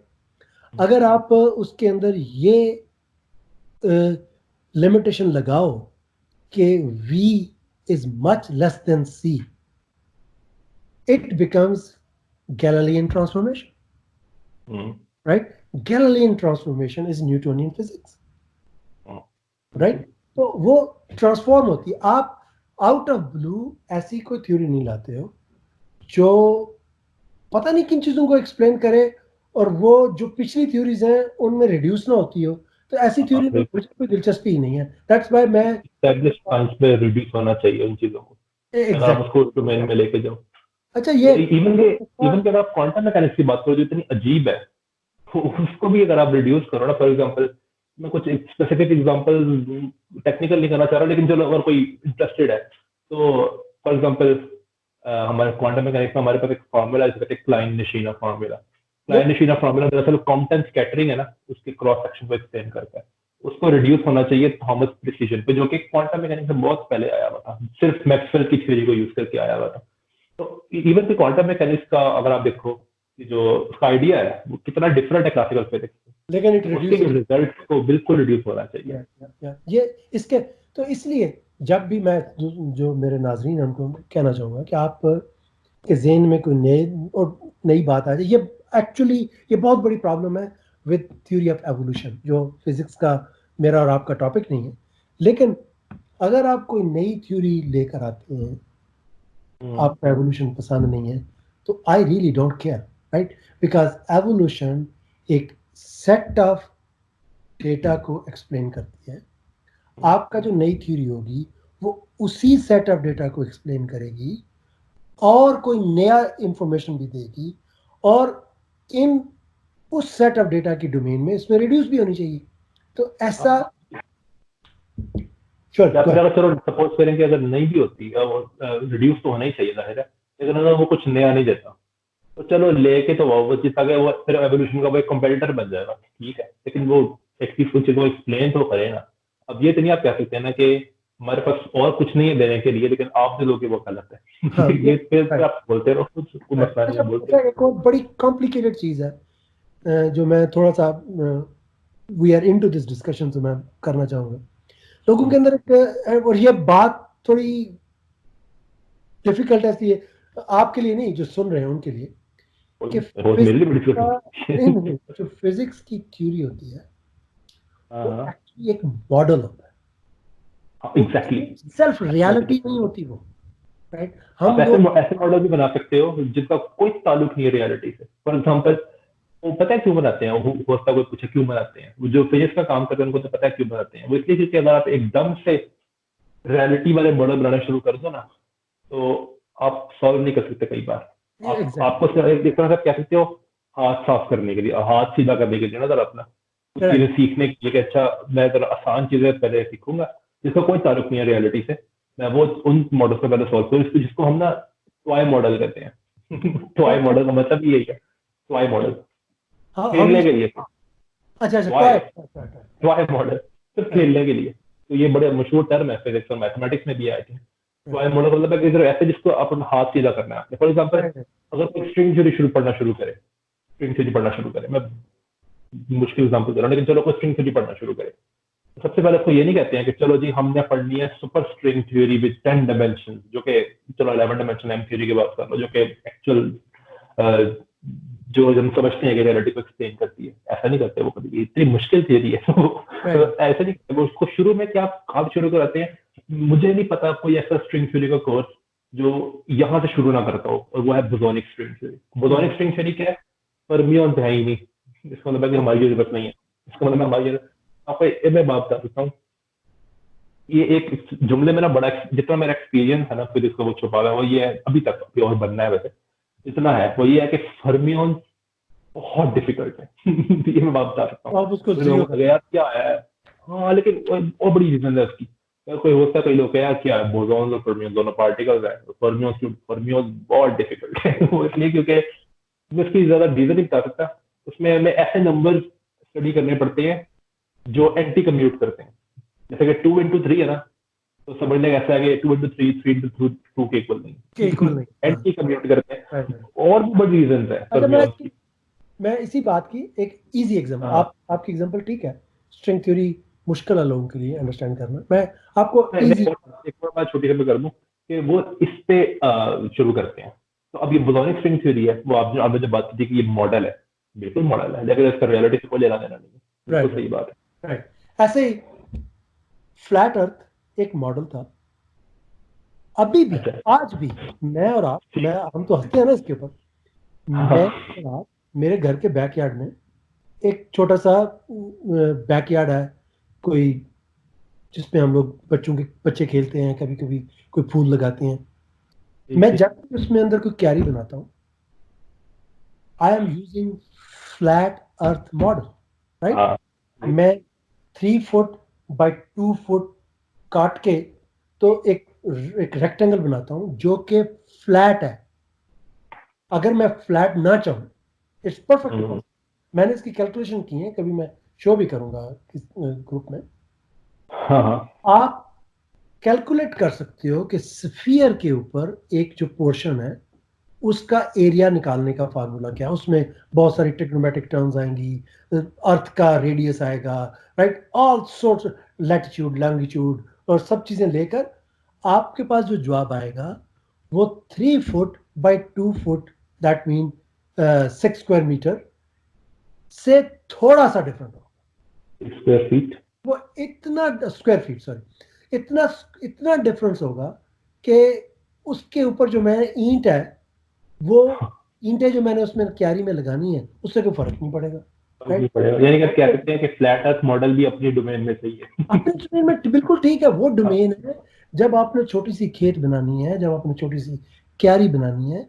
लेकिन अगर आपने समुंदर के ऊपर पुल बनाना है जिसने 8-10 किलोमीटर जाना है, आप फ्लैट अर्थ का नहीं मॉडल यूज कर सकते। अगर आपने रॉकेट भेजना है खला में, तो उसके लिए आपको स्फेरिकल अर्थ ही लेनी पड़ेगी। अगर आपने बुर्ज खलीफा बनाना है तो वो फ्लैट अर्थ पर वो नहीं बन सकता, वो उसके लिए आपको जो कैलकुलेशन करनी पड़ेगी।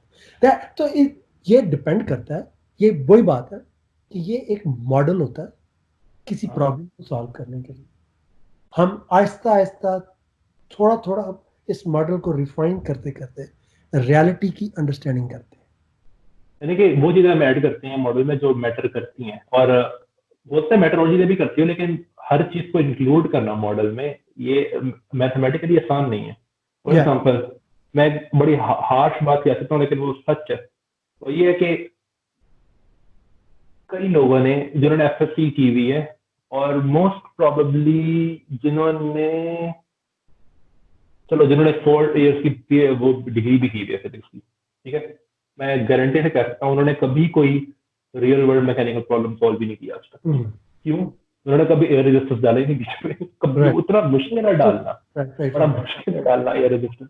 क्योंकि एक और बात मैं कहूंगा कि जो स्टैंडर्ड मॉडल है वो आप कह सकते हैं कि तमाम फोर्सेस की ग्रेविटी को छोड़ के बड़ी जरूरी बात है ग्रेविटी को छोड़ के हम्म, कि उसकी Right, sir. उसकी डिस्क्रिप्शन है, लेकिन वो रियल वर्ल्ड नहीं है क्योंकि उसमें ग्रेविटी नहीं है, right, लेकिन वो अपने डोमेन में सही है। right. यानी कि अब हम जो एक बड़ा कोर्स है आप कह सकते हैं, एक बड़ी कैंपेन ये स्ट्रिंग थ्योरी भी उसमें ही है बियॉन्ड स्टैंडर्ड मॉडल, लेकिन उसको रिड्यूस करना पड़ेगा स्टैंडर्ड मॉडल में क्योंकि Right. वो अपनी डोमेन में सही है, बिल्कुल Right. सही है अपनी डोमेन में। तो ये बड़ी अहम बात है कि आपका जो हम आप ये बात मैं अपने नाजरीन से ये कहूँगा कि इसके ऊपर थोड़ा सा स्टडी करें कि ये मॉडल जरूरी नहीं कि एग्जैक्टली रियलिटी भी वैसे हो, बल्कि हमें पता है कि रियलिटी ऐसी नहीं है, क्योंकि नहीं हम जानते हैं कि ग्रेविटी जो हमारी मौजूदा अंडरस्टैंडिंग है ग्रेविटी की, वो ब्लैक होल्स के अंदर क्या हो रहा है वो हमें एक्सप्लेन नहीं करती, वो डार्क एनर्जी को एक्सप्लेन नहीं कर रही। तो वही हमें ऑलरेडी पता है कि जो हमारी एग्जिस्टिंग अंडरस्टैंडिंग है वो रियलिटी को फुली एक्सप्लेन नहीं कर पा रही, तो वो तो हमें ऑलरेडी पता है बात कर। तो वो मैं बड़ी मजे की बात बताऊं, एक बड़ी मजे की बात मेरे ध्यान में आ रही है जो कि आई थिंक मैंने 2014 में भी पढ़ी थी, लेकिन उससे पहले भी ये बात कोई भी समझ, आई थिंक एवरेज स्टूडेंट समझ सकते हैं फिजिक्स में। सपोज करें कि ना हिल पे कोई खड़ा हुआ है, ठीक है, और ना वो पत्थर फेंकता है हॉरिजॉन्टली, हिल पे खड़ा हुआ है नीचे की तरफ ना पत्थर फेंकता है, हॉरिजॉन्टली फेंकता है, तो वो पत्थर एक प्रोजेक्टाइल मोशन फॉलो करेगा और नीचे जगह गिर जाएगा, ठीक है। अब आप ना इसकी इक्वेशन निकालें, ठीक है, और आप क्वेश्चन ये पूछें कभी नीचे नहीं गिरा, ठीक है ना, एक पर्टिकुलर अब आपकी हाइट से नीचे एक पर्टिकुलर हाइट पे वो किस टाइम पे आएगा, ये बहुत कुछ तो कोई मसला ही नहीं है, बहुत आराम से। लेकिन मजे की बात ये है कि अब जब हम सॉल्व करेंगे ना हमारे पास बनेगी क्वाड्रेटिक इक्वेशन। क्वाड्रेटिक इक्वेशन कितने कितने आंसर होते हैं दो। इसका मतलब है कि दूसरा आंसर क्या है, दूसरा आंसर ये है कि यही वो पीछे की तरफ सपोज करिए कि ना वो हमेशा से ट्रेवल कर रहा था पत्थर, और वो पीछे भी इस तरह पैराबोला बनाता हुआ गया, हालांकि एक्चुअल में तो नहीं हुआ, तो उसका उस मॉडल उस डोमेन की बात ही नहीं कर रहा, लेकिन उस मॉडल के तहत हम ये प्रिडिक्ट कर सकते हैं कि ये पत्थर हमेशा से ट्रेवल कर रहा था और ये पीछे भी एक और टाइम पे इसी हाइट को अटेन करके वापस ऊपर आ गया, हमारा उस हाइट पे वो मॉडल है ना। इसकी ये जो आपने बात की ना क्वाड्रेटिक इक्वेशन की, इसकी एक और बड़ी जबरदस्त एग्जांपल है कि जब पॉल डिराक ने स्पेशल रिलेटिविटी को क्वांटम मैकेनिक्स के साथ मर्ज किया था, उसकी वो बड़ी जबरदस्त स्क्वायर कंप्लीट किया था, उन्होंने स्क्वायर कंप्लीट किया था, सॉरी उन्होंने स्क्वायर एक बार कैसे उन्होंने स्क्वायर कंप्लीट किया। ये this is what I was going. अच्छा मतलब यहाँ पे कुछ होता है मैट्रिक के स्टूडेंट देख रहे हो तो वो क्या है, हम तो स्क्वायर कंप्लीट रोज करते हैं, तो ये कर रहे हैं, इसको नोबेल प्राइज मिल गया था, स्क्वायर कंप्लीट बड़ा मुश्किल था, वो स्क्वायर कंप्लीट कहा कि ये प्लस भी एनर्जी है और नेगेटिव भी है, तो what is negative, that is what positron was. Exactly, हां right, so that's very beautiful. करना मुश्किल है बहुत, वो इसलिए क्योंकि अब वो ऐसा था कि आप स्क्वायर कंप्लीट कर रहे हो लेकिन उसमें आपको मैट्रिसेस डालने पड़ रहे हैं, नंबर है लेकिन उसमें मैट्रिसेस डालने पड़े, उसके बगैर हो ही नहीं रहा। राइट, ये मेडिकल आइडिया उसकी वजह से उसको मिला था। राइट, तो बस मैं एंड पे एक बात कहूँगा कि ये हमारे लिए, मैं इसके ऊपर लोगों को बड़ा एम्फसाइज करता हूँ कि साइंस की दुरुस्त अंडरस्टैंडिंग हमारे लिए अहम इसलिए है कि साइंस की वजह से इंसानियत की बका है। आज भी आप देख लें कि अगर हमारे साइंटिस्ट, मैं जानता हूँ, मैं पर्सनली नहीं जानता हूँ, लेकिन मैंने ऐसे लोगों की स्टोरीज पढ़ी हैं जो इस वक्त कोविड-19 के लिए वैक्सीन बना रहे हैं, वो पागलों की तरह काम कर रहे हैं दिन रात।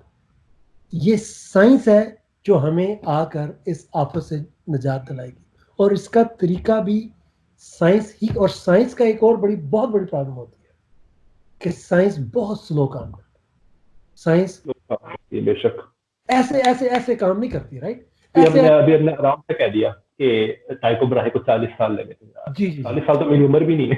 40 साल बहुत लंबा अरसा होता है। राइट, साइंस आइंस्टाइन को 10 साल, मैं भी कह देते हैं वो 10 साल लगे। 10 साल बहुत होता है।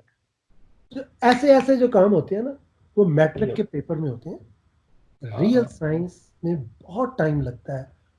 आइंस्टाइन को ये आइडिया आते हुए कि स्पेशल रिलेटिविटी में मेरे पास एक्सेलरेशन नहीं था, ये उसको प्रॉब्लम थी। It took him 10 to 15 years उस प्रॉब्लम को, जनरल रिलेटिविटी को डिड्यूस करना बहुत बड़ा टाइम है। एक आइडिया आ जाए ना अगर, तो आइडिया को सिर्फ आइडिया आना काफी नहीं है, आइडिया को परस्यू करना बड़ा मुश्किल है। परस्यू करने का मतलब ये है कि उसका फॉर्मलिज्म डेवलप करना, Right. ये आपको दिमाग खराब कर सकता है, आपको फॉर्मूला डेवलप करना बड़ा मुश्किल काम है। अगर Right. मैं सिर्फ अभी बात कर रहा हूँ थियोरेटिकल साइंसेस की, एक्सपेरिमेंटल की बात नहीं कर रहा। Yeah, right. एक्सपेरिमेंटल में भी जाएं तो अभी मैं जैसे कि LHC की कहानी हम शुरू करें तो मेरी वो जो सारी वो है प्लेलिस्ट है, अब उस प्लेलिस्ट में अगर आप जमा करें तो 2.5 घंटे की बनती है, लेकिन उसमें मैं कहाँ से 1896 से शुरू हूँ 2012 तक आया हूँ। यानी Wow. कि तमाम पार्टिकल कवर करने में सेंचुरी से भी ज्यादा टाइम लगा। Right. इलेक्ट्रॉन जो है सबसे पहले डिस्कवर हुआ था 1896 में, Right. सबसे लेटेस्ट जो है हिग्स बोसॉन है 2012 में। तो ये है कि बात थोड़ा सा सुकून रखें, टाइम लगता है साइंस में, कोई चीज आपको 2 दिन में समझ नहीं आती, कोई प्रॉब्लम 2 दिन में सॉल्व नहीं होती। डार्क मैटर 1930 में मेरे फेवरेट साइंटिस्ट फ्रिट्ज ने पोस्टुलेट किया था, अभी तक हम उसके ऊपर काम कर रहे हैं और अभी तक इन प्रैक्टिकल सेंस हमें उसका कोई आइडिया नहीं है कि वो क्या चीज़। कुछ ख्यालात हैं लेकिन कोई सॉलिड आइडिया नहीं है कि वो क्या है। इसमें साइंस में मेहनत कर, साइंस में क्लेम्स होते हैं ना, क्लेम्स करना, एकदम से क्लेम कर दिया कि भाई ये ऐसा है।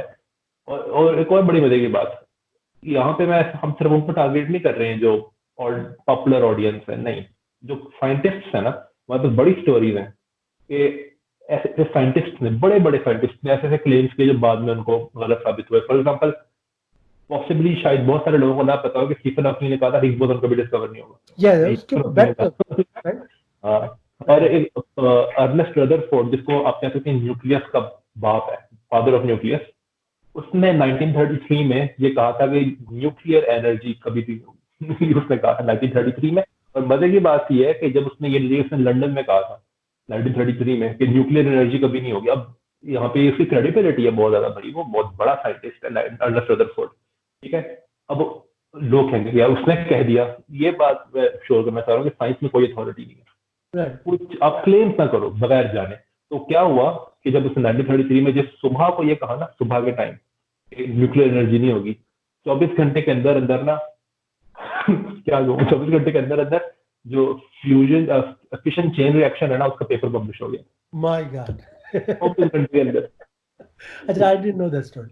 लेकिन ये इस तरह की चीजें बहुत सारी हुई, राइट। मुझे एक बड़ी मशहूर एग्जांपल है जो हिस्ट्री में मैंने पढ़ी हुई है कि 20s में एक बहुत बड़ी डिस्कशन हुई थी जिसको एस्ट्रोनॉमी में कहते हैं द ग्रेट डिबेट। वो मुझे शैपली और एक और कोई बंदा था, मुझे नाम दोनों के भूल रहे हैं, एस्ट्रोनॉमर्स थे बहुत बड़े। डिबेट पता क्या थी? Is Milky Way the all universe और there is anything out? It was called the great debate, right. उसमें आर्ग्यूमेंट ये थे कि मैं जब स्टूडेंट होता था तो मेरे पास एक बुक होती थी एस्ट्रोनॉमी, जिसमें एंड्रोमेडा को एंड्रोमेडा नेबुला लिखा। देयर वाज अ टाइम जब हम ये समझते थे कि एंड्रोमेडा एक नेबुला है, छोटा सा बादल है कहीं मिल्की वे के अंदर। तो जब उसके ऊपर मारी तो आप ये देख लो कि बड़े, उसमें जो दूसरा नाम है जिनका मुझे नाम याद नहीं आ रहा, कि वो 2 बहुत बड़े बड़े नाम थे एस्ट्रोनॉमी में, दोनों की इस बात पे डिबेट हुई और there was no result of that debate. कोई साबित नहीं कर सका कि जो एंड्रोमेडा है वो हमारी ही गैलेक्सी का पार्ट है कि नहीं। दैट प्रूफ केम इन 1929 जब हबल ने वो प्रूफ किया था। तो एक और बात ये कहूँ कि यहाँ पे मैं एक और बात जाते जाते कह दूँ कि इस पे तो पूरा पॉडकास्ट बन सकता है जब मैं बात करने लगा हूँ। लेकिन ये है कि कई दफा ऐसे कहा जाता है, और मैं खुद भी कहूँगा ये, कि अभी तक जितना मेरा एक्सपीरियंस है फिजिक्स पढ़ने का या साइंसेस पढ़ने का या मैथ्स भी पढ़ने का, तो ये है कि अगर सवाल पूछना ये इसके बगैर नहीं कर सकते आप फिजिक्स, और अच्छे सवाल पूछना, ये अच्छे जो है ना, इसकी क्या डेफिनेशन है ये समझने के लिए आपको बहुत टाइम लगाना पड़ेगा। लेकिन ऐसा नहीं है कि कोई भी सवाल पूछ लो आप तो वो अच्छा सवाल है। फॉर एग्जाम्पल, अभी हमने बात की केपलर की, इतना बड़ा नाम है केपलर ने अपनी जिंदगी का एक बड़ा हिस्सा इस सवाल को दिया हुआ है कि सूरज और अर्थ का डिस्टेंस वही क्यों है जो वो है।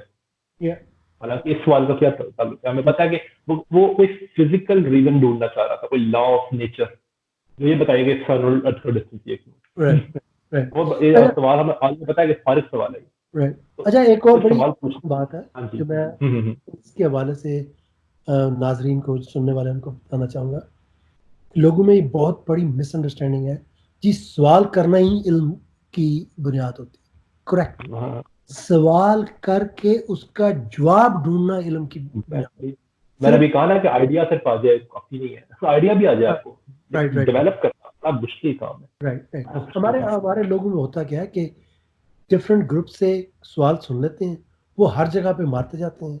मैंने कई दफा देखा है कि एक बंदे को मैंने इस ग्रुप में जवाब करेक्ट दिया है साइंस का, दूसरे ग्रुप में वो अभी भी उसके ऊपर आर्ग्यूमेंट कर रहा है। मैंने उससे पूछा, भाई तुझे मैंने जवाब दे दिया है, तो बाज का मुझे नहीं लगता कि लोगों की इंटरेस्ट भी होती है कि जवाब मिले। इंटरेस्ट होती है। ये एक और बात है कि सिर्फ आम लोगों के लिए नहीं, ये मैं आपको ये बता सकता हूँ कि कई फिजिक्स स्टूडेंट्स में भी आई है। तो कई सवाल तो सिर्फ अपने आप को शो करने के लिए करते हैं हाँ हाँ हम। और मजे की बात है, अगर चलो शो तक करो आप, जब सवाल आपके अपने जहन से आया हो, आपके सवाल आपके अपने जहन से आया ही नहीं है, मैं आपको ये बता सकता हूँ कि ये दुनिया बड़ी छोटी है।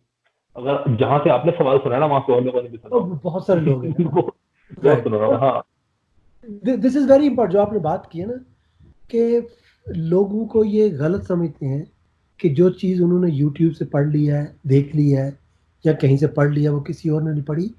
यूट्यूब का एक एक फिजिक्स चैनल मेरा ख्याल है आपने भी देखा होगा, मैंने भी देखा होगा, राइट। जो बहुत जो सारों के मेजर साथ, है वो तो देखें। राइट, बहुत सारों के साथ तो मेरी पर्सनल कॉरेस्पॉन्डेंस भी चलती है, राइट। अच्छा, तो ये हर एक को पता है। आप इतने बड़े चैंपियन न बना करें, थोड़ा सा मेहनत करें, जो हमने पहले भी बात की।